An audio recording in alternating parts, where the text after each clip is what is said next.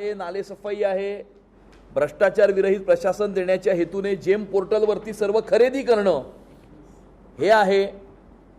यामध्ये महानगरपालिकेची रुग्णालय असतील, महानगरपालिकेच्या शाळा असतील, मराठी चित्रपटांकरता विशेष मल्टीप्लेक्स स्थापन करणं हा विषय आहे, किंवा 9 ते 14 वर्षाच्या वयोगटातील आपल्या मुलींना सर्वायकल कॅन्सरचं वॅक्सिनेशन हे या ठिकाणी अवेलेबल करून देणं हा मुद्दा असेल। मुंबई व नवी मुंबई या ठिकाणी मुंबईच्या प्रवेशद्वाराची निर्मिती असेल, स्वच्छतेची प्रतियोगिता असेल, असे विविध 21 मुद्दे यामध्ये नमूद केलेले असून मला तुम्हाला सांगताना आनंद होतोय की या 21 मुद्द्यांपैकी जे पहिल्या 100 दिवसामध्ये करायचे आहेत त्यापैकी पहिल्या महिन्यामध्ये पहिला महिना पूर्ण होण्याच्या आत 30 दिवस पूर्ण होण्याच्या आत 4 मुद्दे हे आम्ही पूर्ण केलेले आहेत।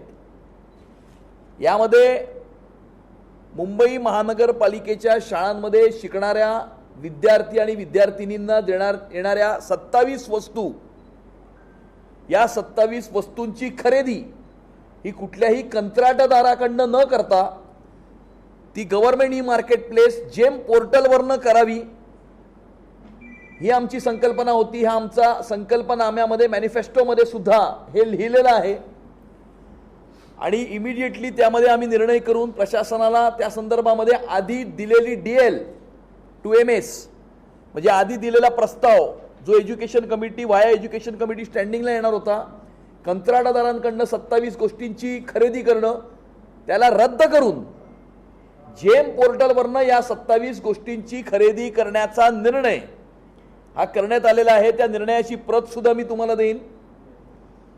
परंतु आम्हाला हे माहिती आहे की प्रशासनामध्ये असे अनेक एलिमेंट्स आहेत जे या निर्णयाला फेल करण्यासाठी काम करत आहेत आणि त्यामुळे माझं प्रशासनाला हे सांगणं आहे की आम्ही कुठल्याही परिस्थितीमध्ये याची खरेदी कंत्राटदारांकडून होऊ देणार नाही। तुम्ही जेम पोर्टलवरनं जर विकत घेतले नाही तर आम्ही त्या विद्यार्थ्यांच्या अकाउंटमध्ये डायरेक्ट बेनिफिट ट्रान्सफरच्या माध्यमातून पैसे ट्रान्सफर करू। परंतु तुमच्या मनामध्ये जर कुठली संकल्पना असेल हे फेल करण्याचं तर ती संकल्पना आम्ही होऊ देणार नाही म्हणजे नाही।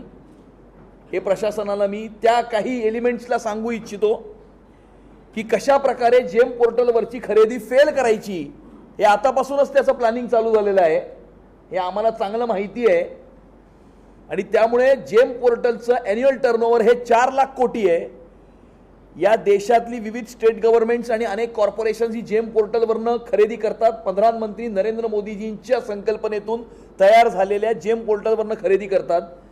जर 4 लाख कोटीची खरेदी ही जेम पोर्टलवरनं होऊ शकते, विविध राज्य शासनं आणि सिव्हिक गव्हर्नमेंट्स जर त्याच्यावरनं कॉर्पोरेशन्स जर खरेदी करू शकतात तर मुंबईची महानगरपालिका सुद्धा खरेदी करू शकते आणि तुम्हाला ती खरेदी करावीच लागेल।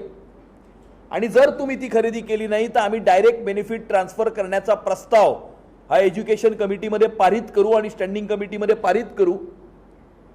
आणि त्यामुळे ही सगळी खरेदी जेम पोर्टलवरनं करणं याचं ऑर्डर पास झाली आहे, परंतु जर प्रशासनातल्या काही एलिमेंट्सनी त्याला फेल करण्याचा प्रयत्न केला तर आम्ही ते फेल होऊ देणार नाही।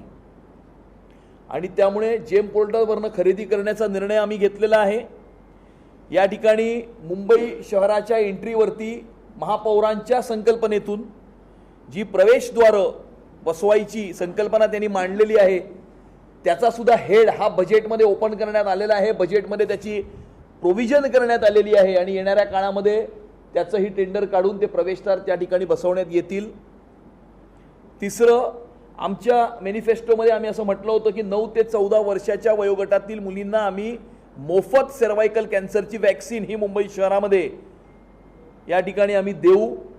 प्रधानमंत्र्यांच्या हस्ते केंद्र सरकारने जी घोषणा मागच्या बजेटमध्ये केली होती त्याची अंमलबजावणी प्रधानमंत्र्यांच्या हस्ते ही करण्यात आलेली आहे आणि मुंबई शहरामध्ये त्या केंद्र सरकारच्या योजनेच्या अंतर्गत मुंबई महानगरपालिकेच्या वतीनं मुंबई शहरातली पहिली सर्वायकल कॅन्सरची वॅक्सिन या आपल्या महापौर आणि उपमहापौरांच्या उपस्थितीमध्ये पहिली वॅक्सिन ही देण्यात आलेली आहे आणि 14 वर्ष, याच्यामध्ये केंद्राची अट अशी आहे की 14 वर्षाची मुलगी झाली की तिला सर्व्हायकल कॅन्सरची वॅक्सिन ही देण्यात यावी. मुंबई शहरामध्ये सुद्धा ती मोहीम सुरू करण्यात आलेली आहे. त्या मोहिमेचा शुभारंभ हा झालेला आहे. या ठिकाणी आपल्या महापौरांच्या संकल्पनेमध्ये असं होतं की गेल्या 5 वर्षापासून मुंबईकर सिंहांची प्रतीक्षा करत आहे आणि त्या ठिकाणी जुनागड या ठिकाणी त्या सरकारशी बोलून त्या ठिकाणचे जे सिंह आहेत ते आपल्या या राणीच्या बागेमध्ये या ठिकाणी घेऊन येण्यासाठीही महापौरांनी आपला पाठपुरावा सुरू केलेला आहे. त्यालाही यश येत आहे आणि त्या ठिकाणी जुनागडच्या लोकल ॲडमिनिस्ट्रेशनची आणि गुजरातच्या सरकारशी चर्चा ही ऑलरेडी त्यांनी सुरू केलेली आहे. त्यामुळे हा 21वा मुद्दा होता. या 21 पैकी हे 4 मुद्दे या ठिकाणी, हो हां 4 आहे, 5वा झाला मग आता.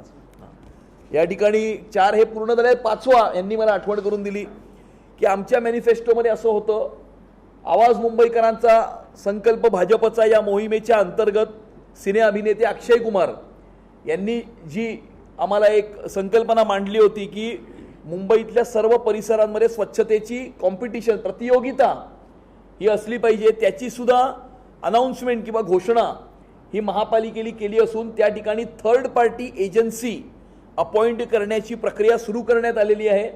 एक न्यूट्रल थर्ड पार्टी एजन्सी जी या प्रतियोगितेचं निरीक्षण करेल, त्याचं इव्हॅल्युएशन करेल आणि 1 वर्षाच्या नंतर त्याचे जे काही अवॉर्ड्स आहेत ते त्याची पारितोषिकही देण्यात येतील. त्यामुळे ती सुद्धा आमच्या मॅनिफेस्टोचा भाग होता. या 21 पैकी 5 कुठली गेली? IIT बॉम्बे पण आपण नाले सफाईवर थर्ड पार्टी ती पण झाली. नाले सफाईवर IIT तुंबणं, पाणी तुंबणं, थर्ड पार्टी ऑडिट 6वं काम सांगतायत महापौर. आणि त्यामुळे नाले सफाईवरती मॅनिफेस्टोमध्ये आम्ही असं म्हटलं होतं की मुंबई शहराच्या पाणी तुंबण्यावरती या ठिकाणी तोडगा करण्याच्या दृष्टिकोनातून मुंबई शहराच्या टोपोग्राफीचा अभ्यास करून कायमस्वरूपी यामध्ये सोल्युशन हे काढलं गेलं पाहिजे आणि त्यासाठी आम्ही IIT बॉम्बेला अपॉइंट करू. IIT बॉम्बेच्या नेतृत्वामध्ये स्टडी ग्रुप अपॉइंट करू. तो अपॉइंट करण्याच्या दृष्टिकोनातून सुद्धा महापौरांनी या ठिकाणी त्याची अंमलबजावणी सुरू केलेली आहे. त्याची प्रोसेस ही सुरू केलेली आहे आणि त्यामुळे पहिल्या 100 दिवसामध्ये करण्याच्या 21 उद्देश जी आम्ही ठरवली होती त्यापैकी सुमारे 6 उद्देश ही 30 दिवस पूर्ण होण्याच्या आत. लोकशाही मराठी ऐका, पहा, जागरूक रहा.